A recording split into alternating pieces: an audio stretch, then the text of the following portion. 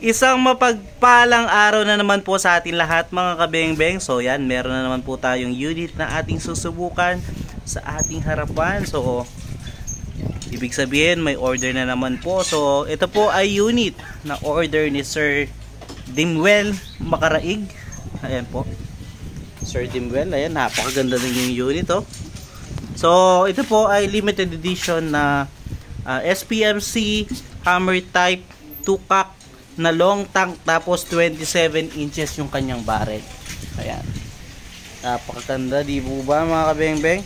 So ayan po, napakaganda. So ayan po yung kasi Sir Dimwell Makaraig. Sir, ito po, susubukan na natin yung unit. So specs po niyan 20 to 30 shots per refill. Then 2-cock po siya. Ayan, 2-cock, 1, 2. Then 27 inches long barrel na BSA black powder 4x16x44. Yan, napakahaba na. Ayan po, napakaganda. So sa mga nagtatanong saan nilalagyan yung balang ganitong unit, dito po. Ayan, yan po siya nilalagyan, no? Then ano pa ba? Yung bala niya mga beng-beng, gagamitan natin siya ng Meteor pellet.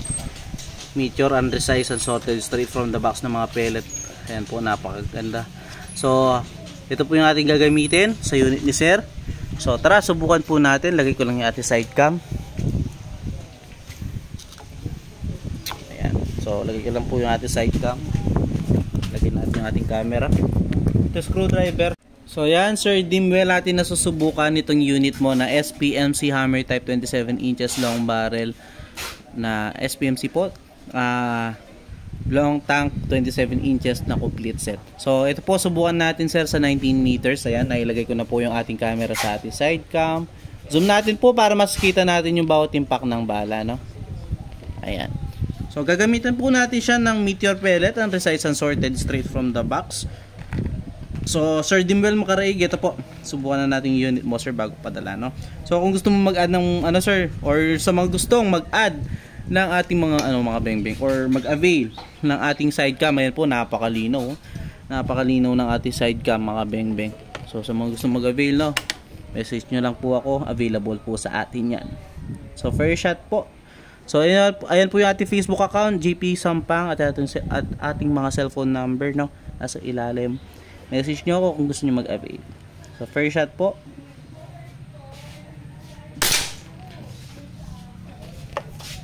Second shot. Napakaganda tumama, pellet to pellet po. Third shot. Di lumalaki yung butas. Fourth shot. O yun, nagka-flyer na. Fifth, pang-lima. Ganda tumama talaga. Pang-anim, iisang butas. Pang-pito.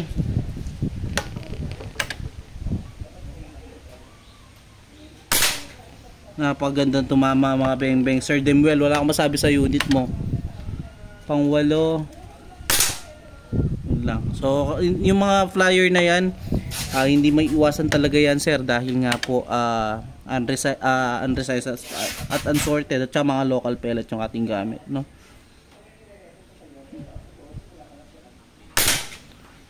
Pang siyam.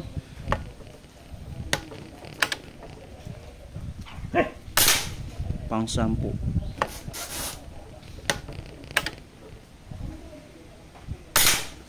So yan, 10 shots. So out of 10, meron naging flyer.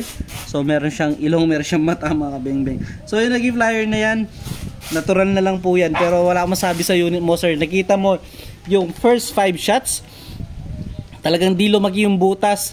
Sir Dimwell, ayan, napakagandang tumama. So yung mga flyers na yan, so natural na lang po yan. Minsan sa sa bala na lang yan, no?